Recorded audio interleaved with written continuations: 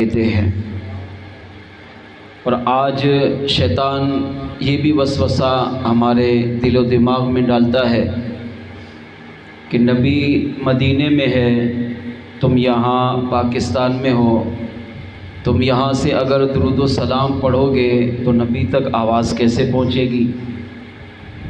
نبی کو کیسے پتہ چلے گا کس امتی نے کہاں سے اور کب درود پڑھا؟ تو اس روایت کے اندر اس شیطانی وسوسے کا علاج بھی موجود ہے۔ علامہ سخاوی رحمۃ اللہ تعالی علیہ فرماتے ہیں،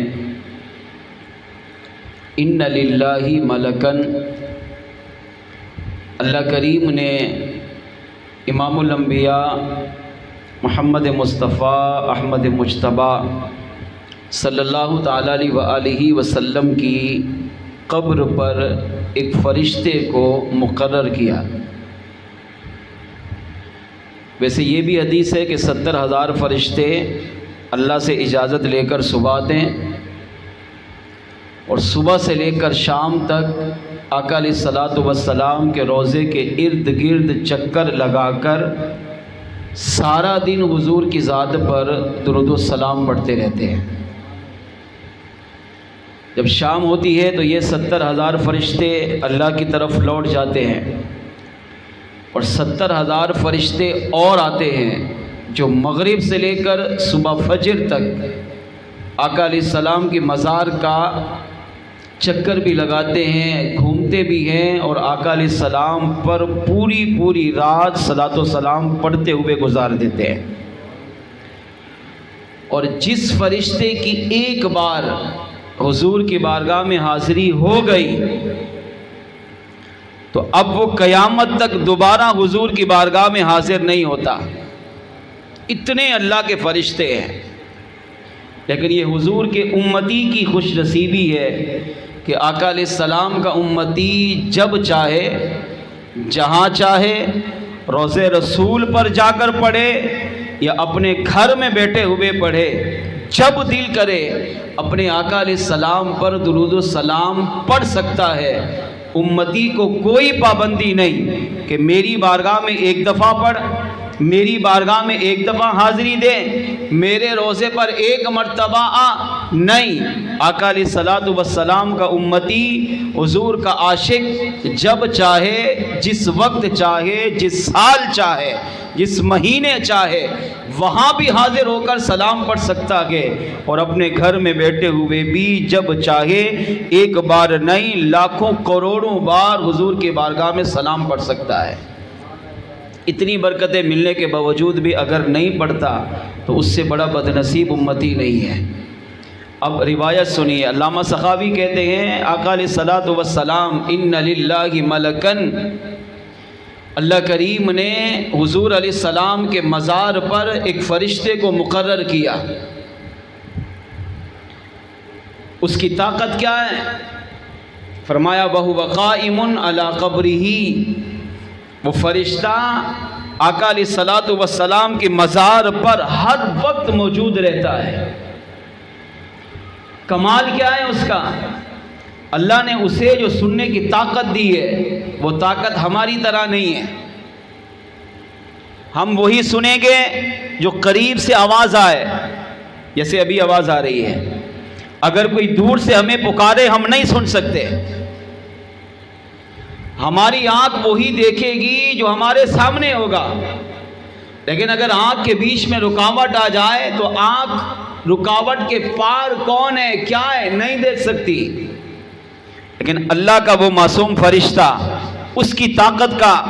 اندازہ اس بات سے لگائیں، میرے آقا علیہ السلام نے ارشاد فرمایا، صحابہ، وہ فرشتہ جو میری مزار پر مقرر ہوگا۔ علامہ سخاوی کہتے ہیں، اللہ کریم نے حضور کے روضے پر جس فرشتے کو مقرر کیا، اس کی طاقت یہ ہے کہ اللہ نے اسے جو سننے کی طاقت دی ہے، فرمایا وہ عام انسان کی طرح نہیں، بلکہ وہ فرشتہ حضور کے روضے پر کھڑے ہو کر کائنات میں حضور کا امتی، حضور کا غلام، حضور کا عاشق کائنات کے کسی بھی کونے سے جب بھی حضور کی بارگاہ میں سلام پڑھتا ہے وہ فرشتہ اس کے سلام کو سنتا بھی ہے، اور دیکھنے کی طاقت یہ ہے کہ فرشتہ اسے دیکھتا بھی ہے، اسے جانتا بھی ہے، اسے پہچانتا بھی ہے، اور جب امتی حضور کی بارگاہ میں سلام پیش کرتا ہے تو وہ فرشتہ اس امتی کا سلام سن کر پیارے آقا علیہ السلام کی بارگاہ میں روضے رسول میں جا کر وہ سلام پیش کرتا ہے، عرض کرتا ہے یا رسول اللہ آپ کے فلاں امتی نے فلاں ملک سے، فلاں شہر سے، فلاں بستی سے، فلاں آبادی سے آپ کا امتی کا نام یہ ہے، باپ کا نام یہ ہے، اس نے آپ کی بارگاہ میں سلام پیش کیا ہے، اے میرے آقا اپنے اس امتی کا سلام قبول فرما لیجئے۔ جب وہ فرشتہ اس امتی کا سلام پیش کرتا ہے میرے آقا اپنے اس امتی کا سلام سنتے ہیں، اسے جانتے بھی ہیں، اسے پہچانتے بھی ہیں، اور اگر کرم فرمائے تو اس امتی کو سلام کا جواب بھی عطا فرما دیتے ہیں۔ اب علامہ سخاوی رحمت اللہ تعالی علیہ اس روایت کو نقل کرنے کے بعد آپ عقیدہ دیتے ہیں، فرماتے ہیں لوگوں سوچو اے مسلمان غور کر،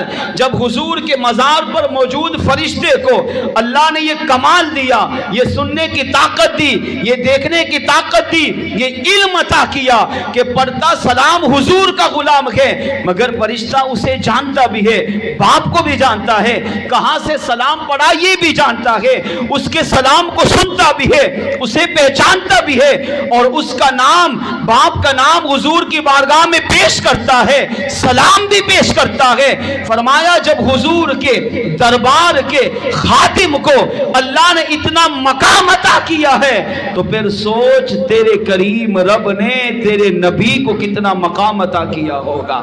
جب غلام کا یہ عالم ہے تو امام کی شان و عظمت کا عالم کیا ہوگا۔ اس سے یہ عقیدہ ملا جب فرشتہ غلام ہو کر، خادم ہو کر وہ درود و سلام والے کو جانتا ہے، پہچانتا ہے، سلام بھی سنتا ہے، تو اس سے پتہ چلا جب غلام کو یہ کمال ہے تو ماننا پڑے گا کہ اللہ کریم نے یہ کمال سب سے زیادہ مصطفیٰ جان رحمت کو بھی عطا کیا ہے۔ ہاں ہاں حضور کا عاشق، حضور کا امتی، حضور کا غلام جب بھی حضور کی بارگاہ میں سلام پڑھتا ہے تو میرے آقا اپنے اس سلام پڑھنے والے کو بھی جانتے ہیں، اس کے باپ کے نام کو بھی جانتے ہیں، اس نے کہاں سے سلام پڑھا میرے آقا اسے بھی جانتے ہیں، سلام کو سنتے بھی ہیں، جانتے بھی ہیں، پہچانتے بھی ہیں، حتیٰ کہ سلام پڑھتے ہوئے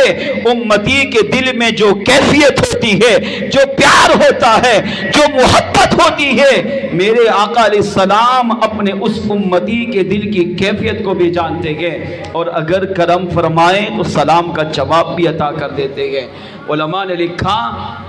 امتی کو اس نظریے سے درود و سلام پڑھنا چاہیے کہ کبھی تو میرے آقا میرے سلام کا ایک دفعہ جواب دے دیں گے، اور یہ ایمان رکھنا چاہیے کہ اگر حضور نے زندگی میں ایک مرتبہ امتی کو سلام کا جواب عطا کر دیا تو میرا رب کریم اس امتی کو دنیا میں بھی کامیابی عطا کرے گا اور اسے قبر و آخرت میں بھی کامیابی عطا فرمائے گا۔ آئیے اسی عقیدے کے ساتھ